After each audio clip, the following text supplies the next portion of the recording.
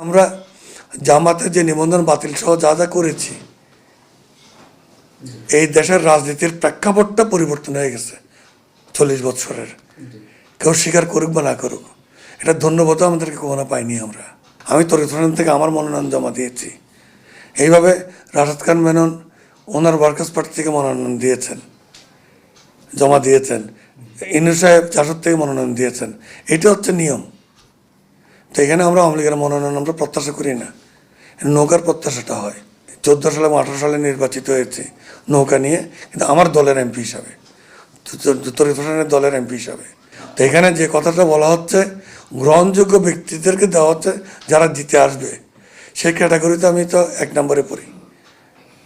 এবং সেটা ওনারা কি চিন্তা করতেছেন, সেটা শরিক দলের যারা নেতৃত্ব আছেন আওয়ামী লীগের, ওনাদের ব্যাপার।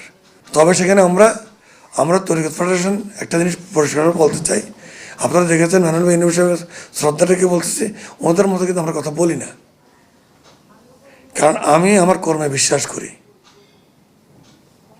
এখানে যদি প্রশ্ন আসে মূল্যায়নের প্রশ্ন, হ্যাঁ অবশ্যই আমি বলবো মূল্যায়ন এখনও হয় নাই, আগেও হয় নাই।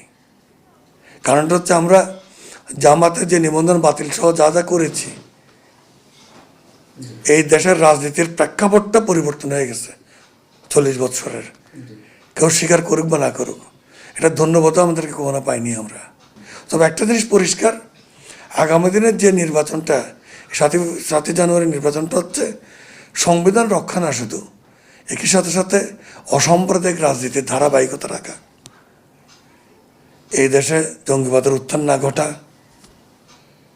আর এই দেশে ওই যে স্বাধীনতার যে মূল্যবোধ, অসাম্প্রদায়িক ধর্মীয় চেতনা, মূল্যবোধ, মুক্তিযুদ্ধের চেতনা, এগুলিকে আপহোল্ড করার জন্য আসলে অদ্বিতীয় আল্লাহ, তুমি অতুলনীয় আল্লাহ।